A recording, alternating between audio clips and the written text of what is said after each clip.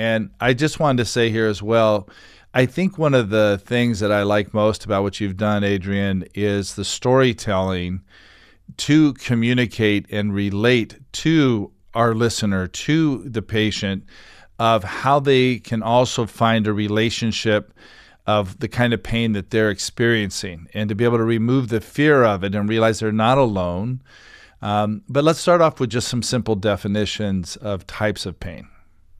Yeah, that's a good question. And the easy answer today is I think people need to understand pain isn't pain. There's different kinds of pain, right?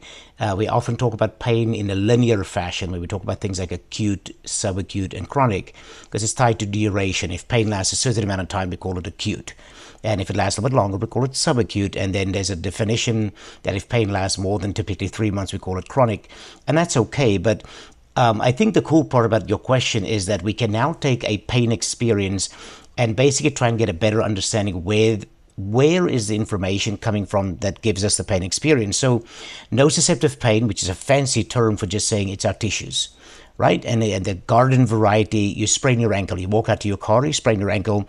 We call it nociceptive, which is just a big old word for saying our tissues are basically sending the signals in that gives us our pain experience. So it's joints, it's muscles, it's tendon, it's ligaments, it's the aches and sprains we're very used to. So that's the easy one, right?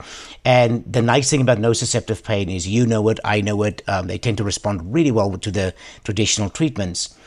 Neuropathic pain, now there's neurogenic, neuropathic. In the simplest way, it's just our nervous system. So we have 45 miles of nerve in our body, and they work like an alarm system. And so there's nerves all over our body. We learned that in school, in biology, and in PE. The PE teacher talks about it. But there are nerves all over our body, and when they start waking up a little bit, we refer to them as neuropathic pain or neurogenic. Little slight difference, but the reality is our nerves are the main driver of it. And for our listeners, some of us may hear about things like radiculopathy, which is again another big word for just pain down the leg or pain down the arm when these nerves wake up, or carpal tunnel syndrome, where one of the nerves in our hand is a little bit irritated. So that's that bucket we see. And they're a little bit trickier to treat. They're a little bit more complex than the old sprains and strains. And then unfortunately, the more complex one is going to be what we call nociplastic pain. And this is when we have pain for a long time. And this is where our nervous system, this is all these peripheral nerves, 45 miles, plus the central nervous system gets a little bit way more sensitized to information. And we tie that to more chronic pain. So the pain is a little bit more widespread. It doesn't behave typically like we would usually see in nociceptive-driven pain.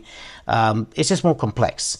But those are the three buckets. And by putting people into one of these three buckets, and again, we're not putting people in anything. It's just as scientists, as healthcare providers, if we know which one is driving it more than others, we can target our treatments a little bit better than we have been doing in the last heaven knows how long we've been treating people. Yeah. Yeah.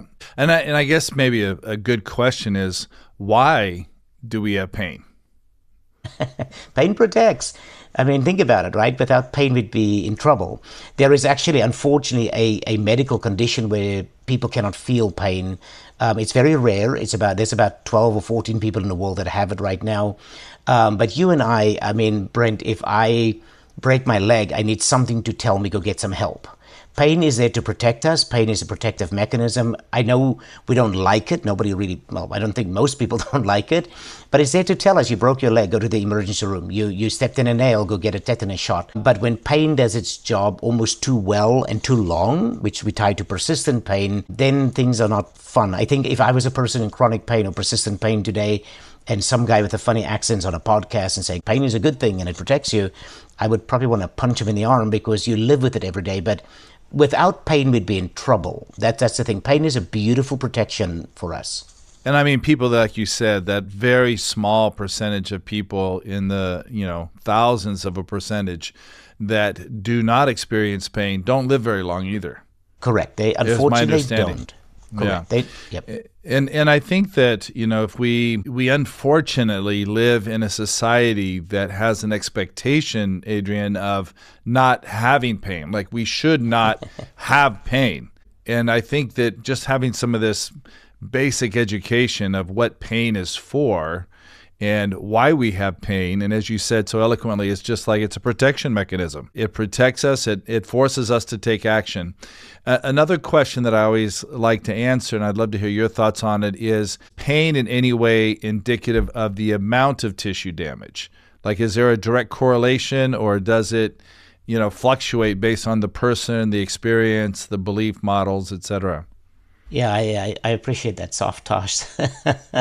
No, I mean, the reality is we were taught traditionally. I mean, I went to therapy many years ago, and I was taught that if you sprain your ankle a little bit, it hurts. If you sprain it more, it hurts more.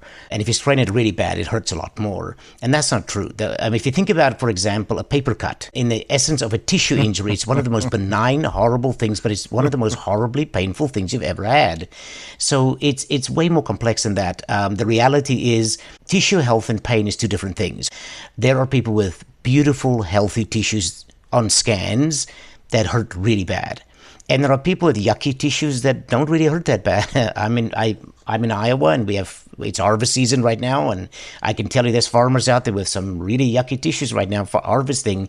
And I'm not downplaying people's experiences of bad tissues or not bad tissues, but they're not correlated. Not as much as we always said. How about that?